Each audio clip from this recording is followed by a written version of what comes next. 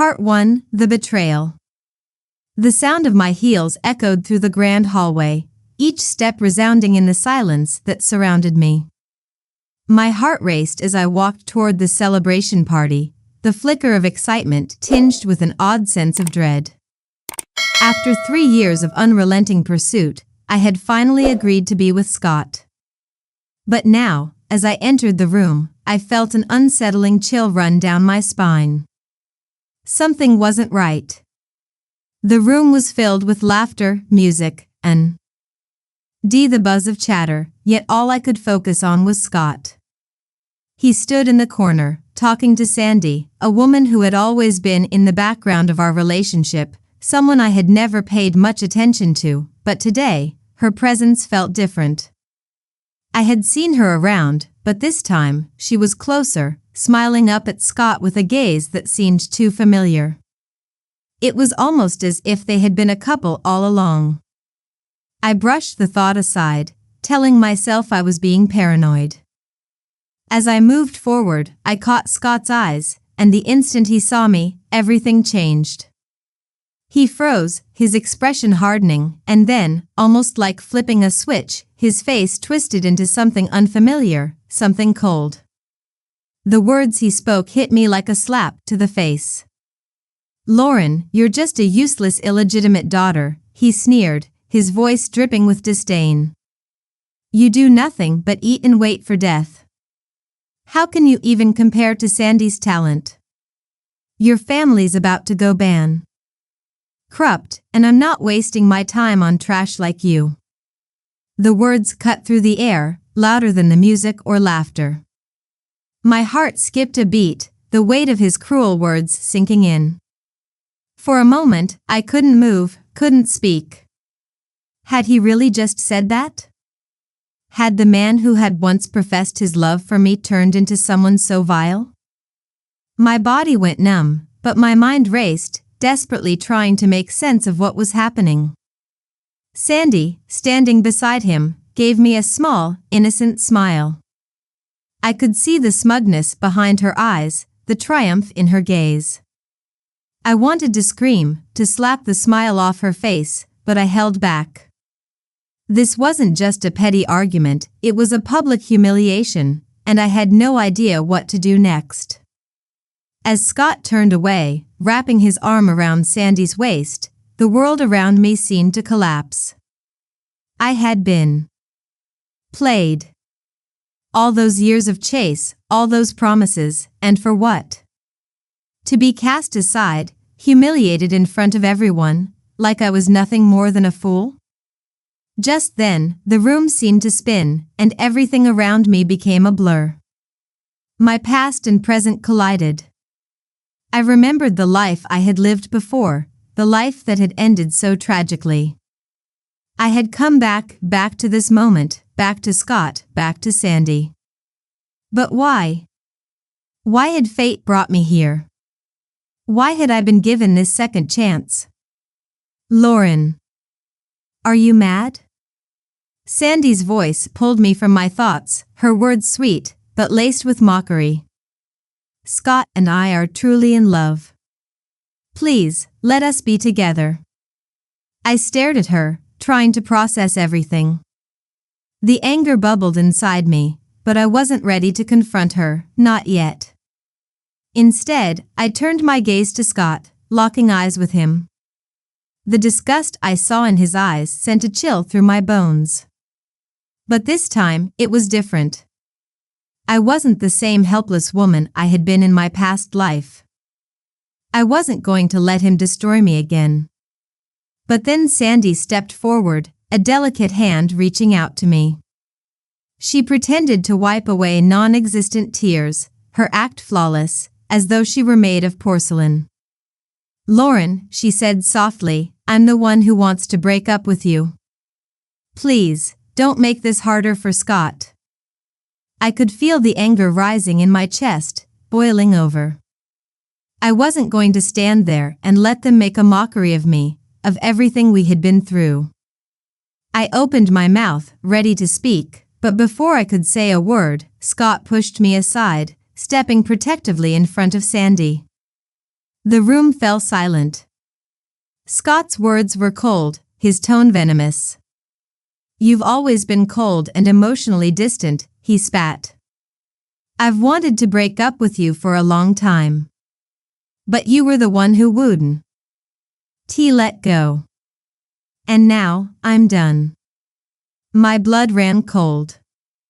This wasn't just a breakup, it was a betrayal.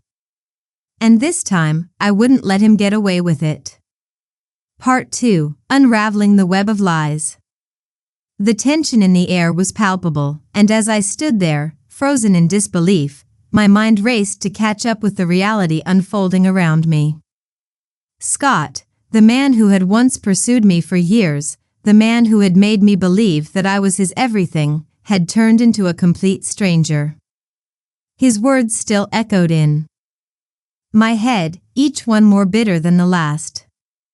I was nothing but a useless, illegitimate daughter. How could I have been so blind? How could I have trusted him? Sandy, her delicate hands still holding on to Scott, looked at me with a mix of pity and triumph.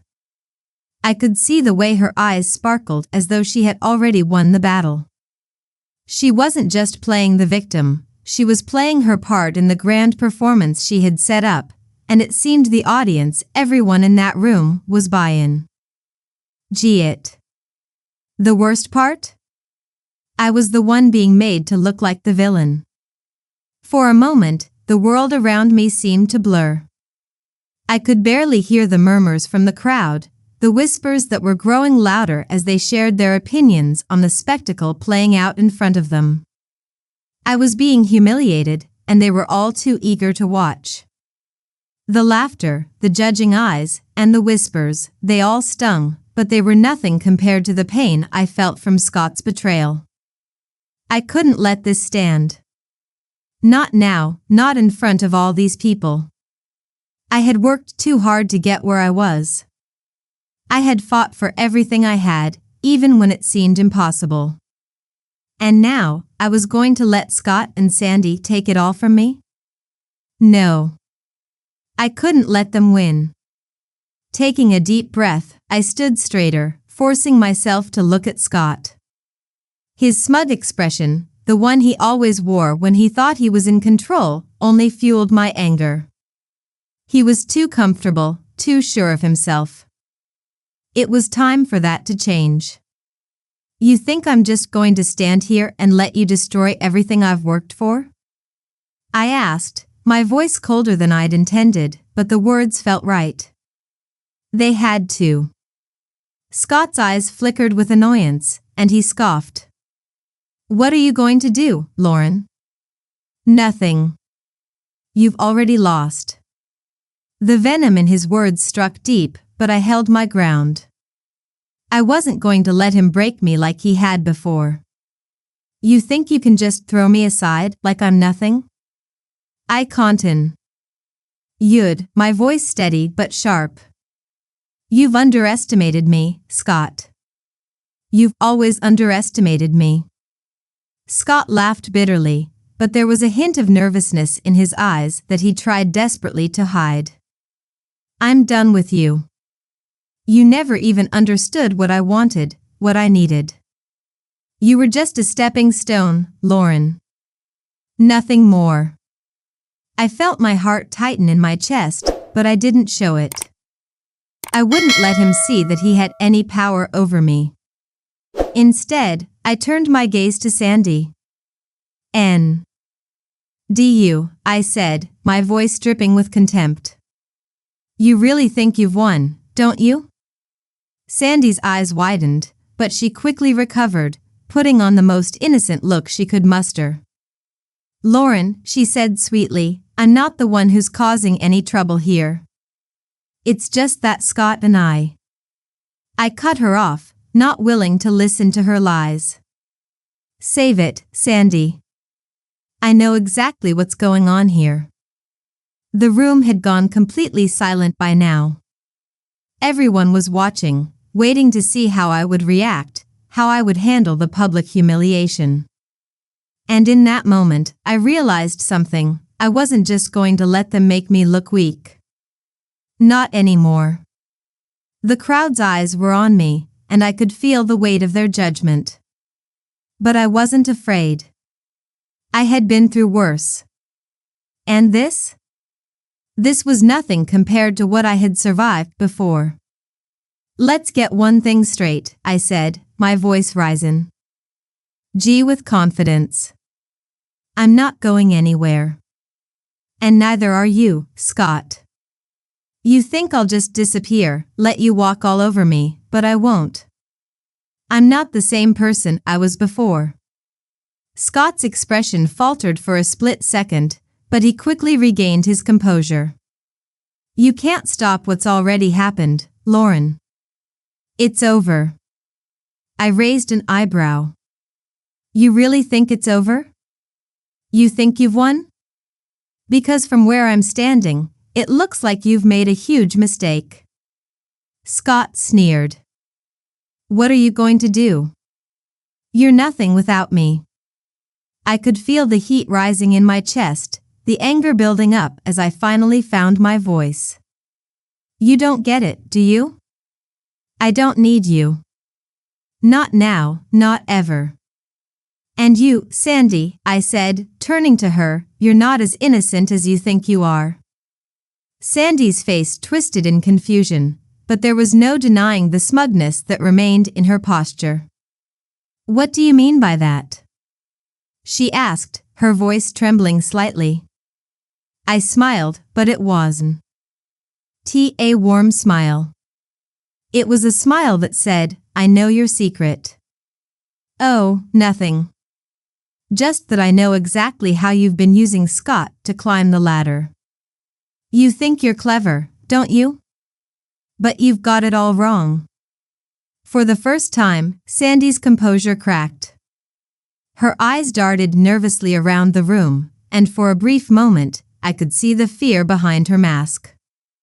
It was almost satisfying, seeing her squirm like that. But I wasn't done yet.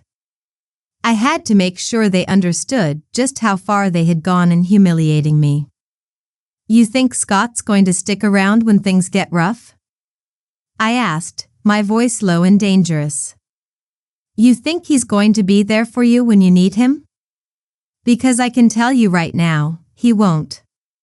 He never does. He's only interested in himself. And once he's done using you, he'll move on to the next person who can help him. Sandy's face turned pale, and I could see the panic beginning to rise in her. That's not true, she whispered, but the doubt in her voice made it clear that she wasn't so sure anymore. I laughed bitterly. Oh, but it is. And you're going to learn the hard way, just like I did. The crowd, which had been so eager to watch me crumble, now stood in stunned silence. The atmosphere had shifted. The air was thick with tension, and I could feel the eyes of the room on me. They had come here to see me humiliated, but now, they were witnessing something. Else, something they hadn't expected. I wasn't just going to let them win. I was going to turn this around. Let's see how long you two last, I said coldly. But don't think for a second that I'm going to go down quietly. I've learned my lesson, and this time, I'm going to fight back. Scott's face twisted with anger, but I could see that he was starting to realize that I wasn't the same person he had walked all over in the past. And that scared him. You're nothing but a spoiled little girl, he sn. Eared. You'll never make it on your own.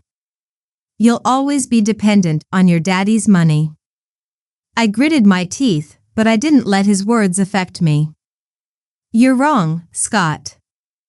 I'm not dependent on anyone but myself. And that's something you'll never understand. The moment hung in the air, thick with animosity, but I refused to let it break me. I had been given a second chance, and I wasn't going to waste it. You're going to regret this, I said, my voice low and filled with finality. Both of you.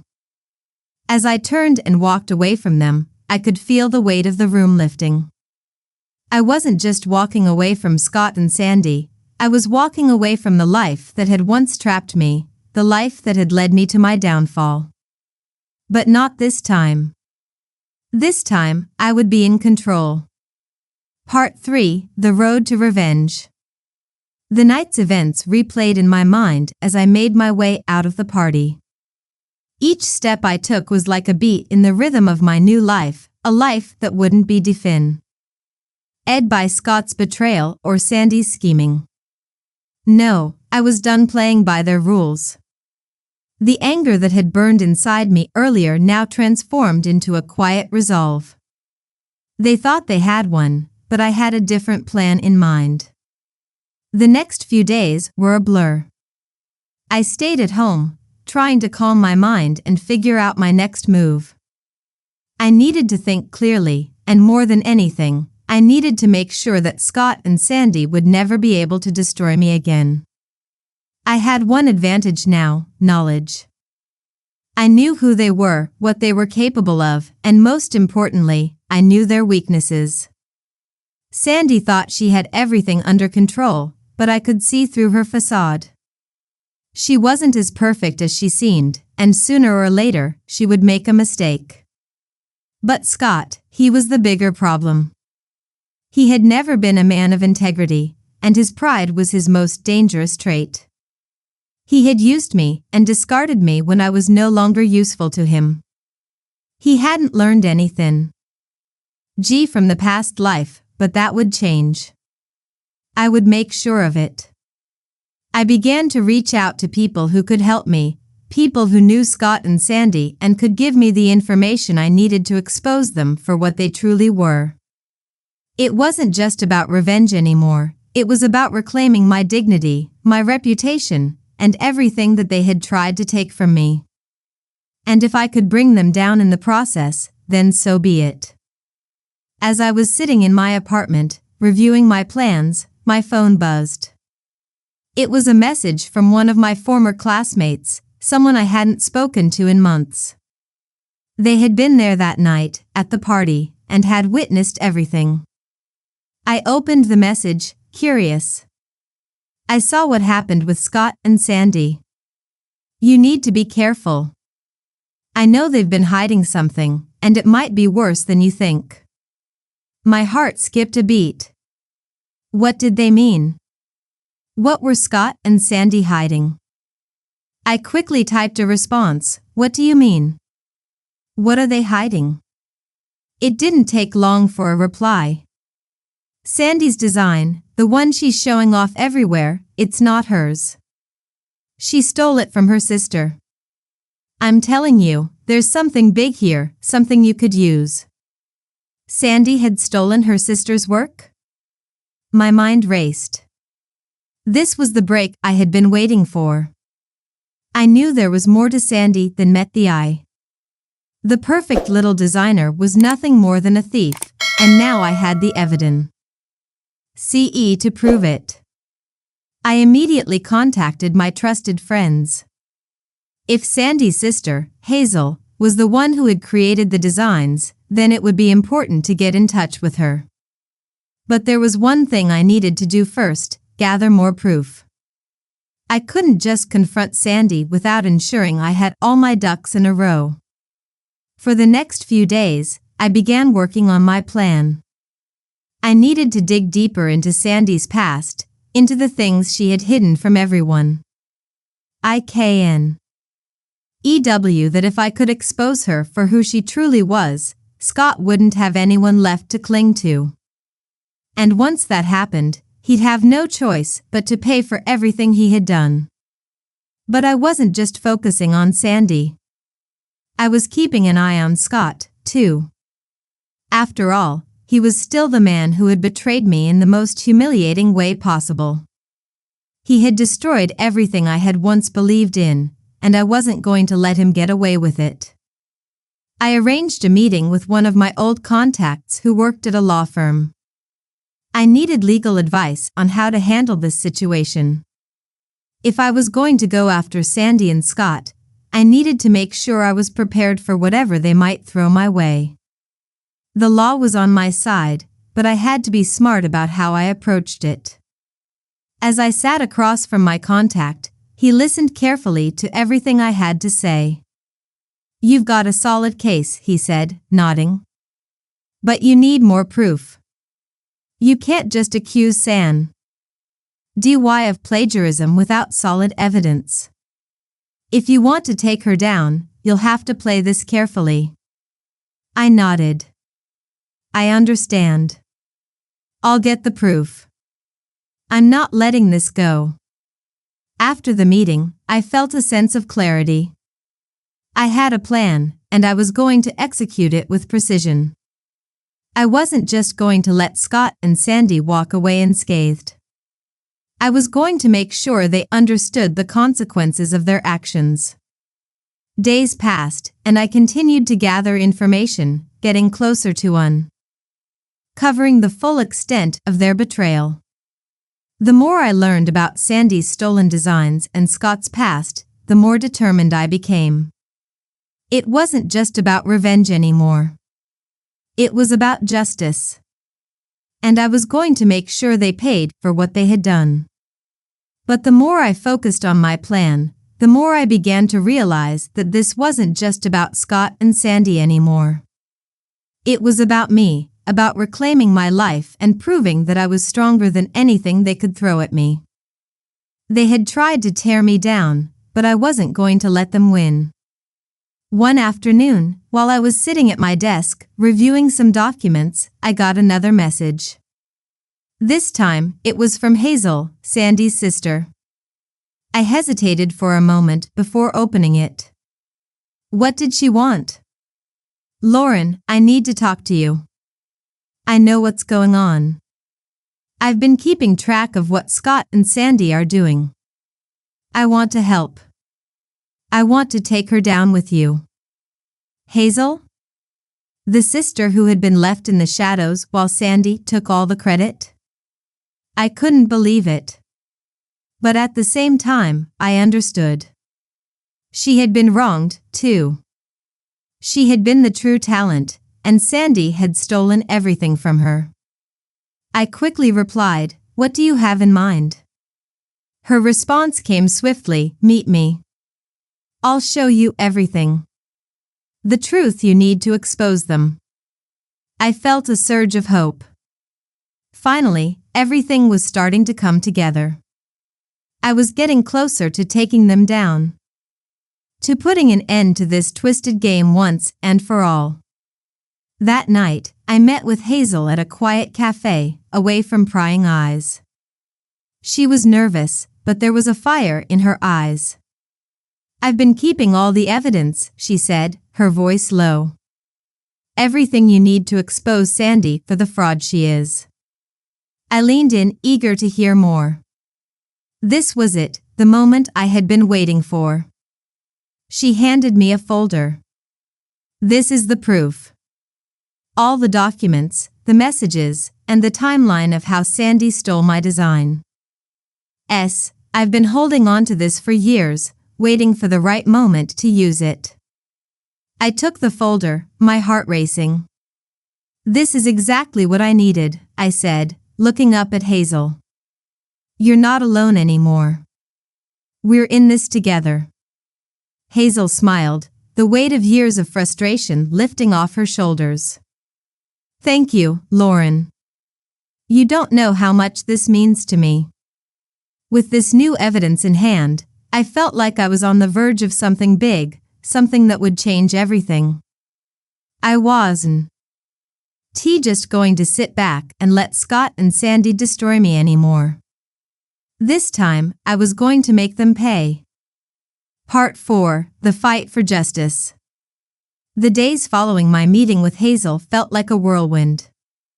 Armed with the evidence she had provided me, I was ready to take down Scott and Sandy once and for all. Everything was falling into place. The lies they had built their lives on were about to crumble.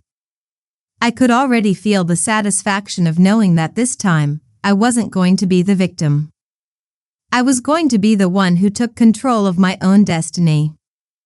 I spent the next few It's carefully reviewing the documents Hazel had given me. She had kept everything, messages between her and Sandy, receipts, emails, and even screenshots of the conversations where Sandy had admitted to stealing her designs.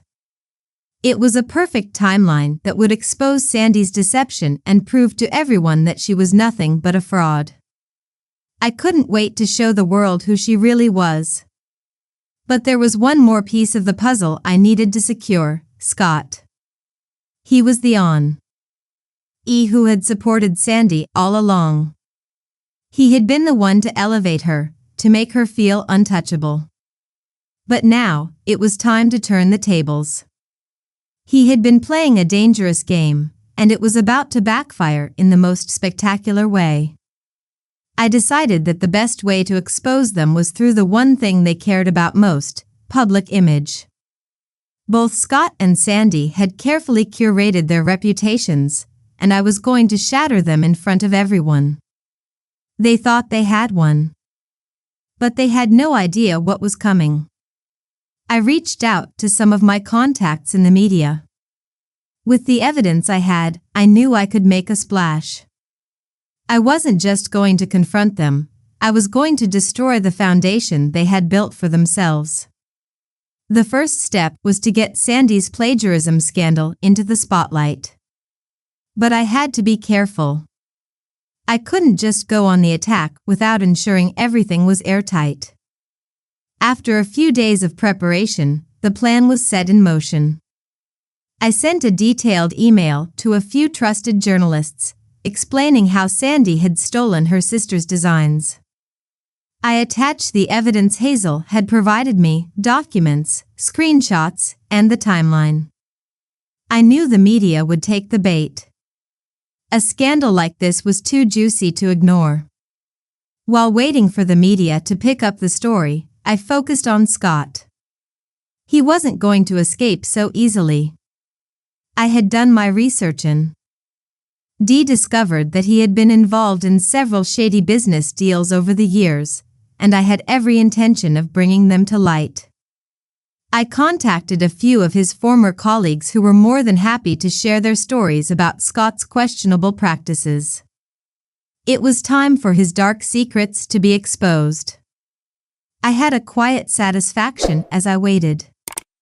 The pieces were falling into place, and soon everything would be revealed. But just as I was preparing to take the next step, I received a message from an unexpected source. It was from Sandy herself. She wanted to meet. The message was curt, but the tone was unmistakable. She knew something was coming, and she was trying to get ahead of it. "Lauren, I need to talk to you. Meet me at the cafe on Maple Street in an hour. There's something we need to discuss." I felt a thrill of anticipation. Sandy was scared. She knew I had something that could ruin her, and she was trying to play the victim, trying to manipulate me into backing off. But I wasn't going to fall for it. Not this time. I texted Hazel to let her know about the meeting. I wasn't going to confront Sandy alone. I needed backup, and Hazel was more than willing to help. She knew what it was like to be manipulated by Sandy, and she had just as much reason to take her down as I did. An hour later, I arrived at the cafe. I sat at a table near the window, waiting for Sandy to show up. The clock ticked, and as the minutes dragged on, I couldn't help but feel a sense of calm. This was the moment I had been waiting for, the moment when Sandy would finally have to face the consequences of her actions. The door opened, and there she was. Sandy entered with her usual air of confidence, but I could see the crack in her demeanor. She was nervous, trying to hide it behind a mask of forced composure. She walked over to the table and sat down across from me, folding her arms over her chest. "Lauren," she said, her voice sweet but with an edge of uncertainty. "I know what you're trying to do. I'm not stupid." I raised an eyebrow, trying not to smile. Then you know what's coming. Sandy's face tightened. I didn't steal anything.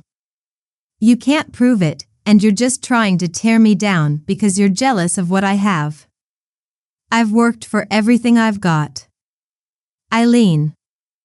Ed forward, my voice low and steady. You haven't worked for anything, Sandy. You've stolen everything you have. The designs, the reputation, even Scott. It's all built on lies. And I have the proof. Her eyes widened, and for a moment, I saw the true panic in her face. But she quickly masked it, leaning back in her chair with a scoff.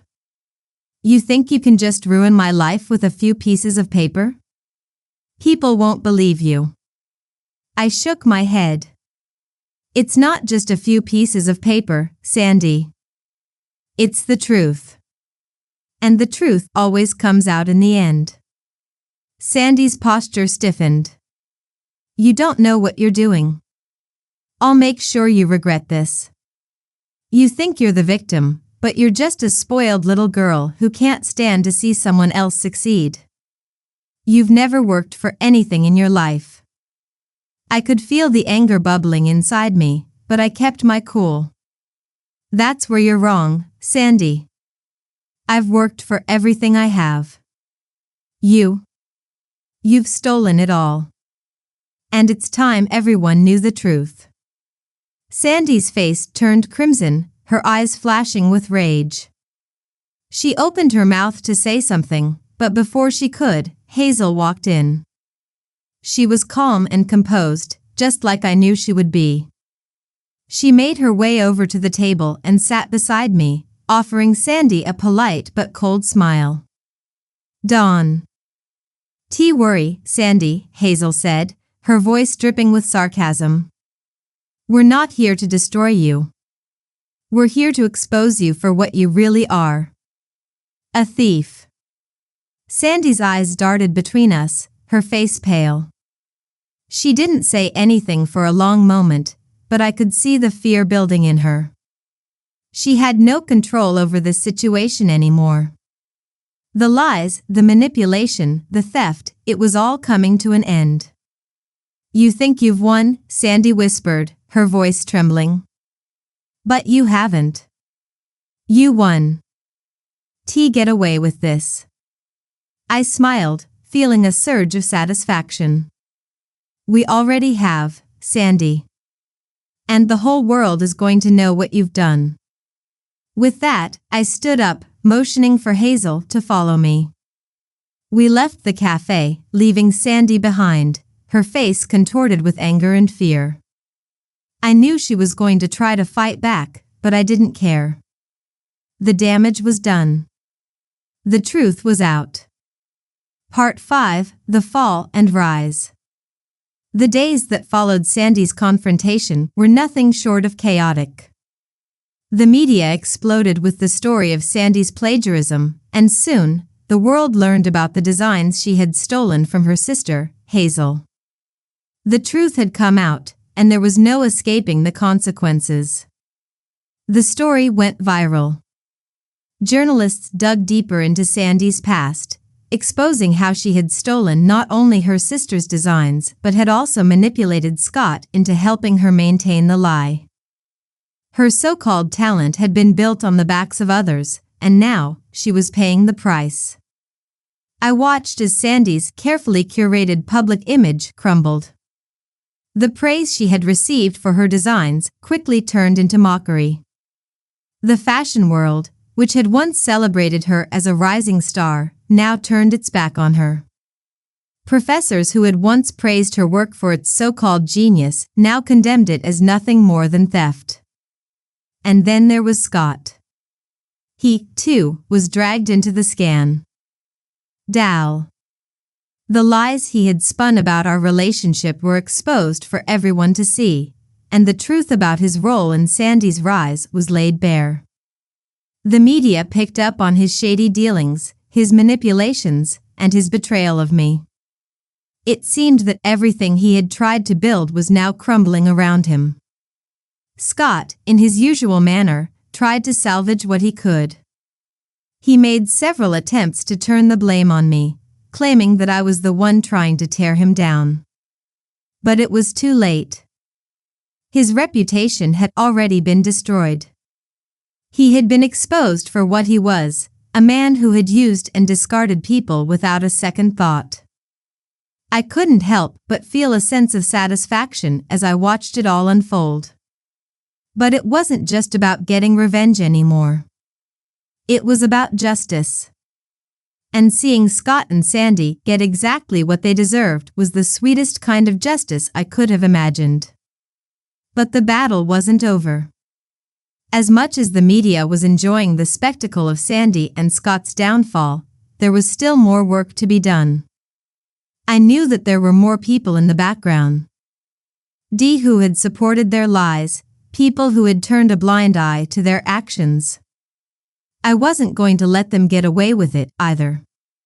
I spent the next few days gathering even more evidence, emails, messages, anything that could help expose the full extent of the fraud. The more I uncovered, the more I realized just how deep the corruption ran. But the truth was coming to light, and nothing could stop it now. Sandy's downfall was swift and inevitable. The national design competition, the she had worked so hard to win with her stolen designs, became the final nail in her coffin. The competition's organizers disqualified her, and the renowned designer who had been mentoring her dropped her from the program. Sandy's once promising future was now in ruins, and she had no one to blame but herself. But even as Sandy's reputation crumbled, there was a glimmer of hope for me. With the truth finally out, I could finally start rebuilding my life. I wasn't just a victim anymore. I had taken control of my destiny, and I was determined to make sure no one could ever take that away from me again. As the weeks passed, I focused on my future. I knew that there would always be people who tried to tear me down, people who would try to hold me back, but I had learned something important through this whole ordeal. I was stronger than I had ever realized. I wasn't defined by the mistakes I had made or by the people who had betrayed me. I was defined by my resilience. By my ability to rise above the challenges that came my way. Hazel and I, now closer than ever, decided to open our own design studio. She was the creative genius, and I was the one who could make things happen behind the scenes. Together, we built something that was ours, a brand that was built on hard work, integrity, and most importantly, trust. Within a year, our design studio took off. We attracted clients who appreciated the work we did, and word of our success spread quickly. People started to take notice of Hazel's incredible talent, and I was proud to stand beside her, supporting her every step of the way. We had built something real, something that wasn't based on lies or stolen work. It was ours. And then there was Scott. His downfall wasn't just public, it was personal. After everything came out, he was shunned by everyone he had once worked with. The business deals he had made, the people he had tried to manipulate, all turned their backs on him. He had no one left to rely on. He had burned every bridge, and he was left with nothing. It wasn't long before Scott's financial situation spiraled out of control. The shame of being exposed for the fraud he was took a toll on him, and he started making reckless decisions. He tried to rely on the same tricks that had worked for him in the past, but this time, no one was willing to help him. I received word from a few acquaintances that Scott had moved back to his hometown in disgrace, unable to find a job or a place to stay. His reputation had been destroyed, and now he was left to face the consequences of his actions. I couldn't say I felt sorry for him. After everything he had done, he had earned this fate. But there was a part of me that was relieved. The past was finally behind me. I had survived the storm, and now I was moving forward. The last time I saw Scott was in a city far away from where I had once known him. I was attending a business conference, standing by my newly formed company's booth, when I spotted him, disheveled, worn, and broken. He was standing on the sidewalk, his clothes dirty and his eyes bloodshot. When he saw me, a flash of recognition crossed his face, and for a moment, I thought he might approach me. But instead, he stood there, frozen, as though the weight of everything he had done had finally caught up to him. I felt nothing. I didn't need to say anything to him. He had already lost. He had lost everything he had tried to steal, and he had no one left to blame but himself. I walked away from him, my head held high. The past was gone, and it was time to focus on the future. The road to recovery had been long and painful, but I had made it. And nothing was going to take that away from me. As I stepped into the future, I realized something important. Sometimes, the worst betrayals lead to the best opportunities. And no matter how dark things seemed, there was always a way out, a way to rise above the lies, the deceit, and the heartbreak. I had learned that lesson, and now, it was my time to shine.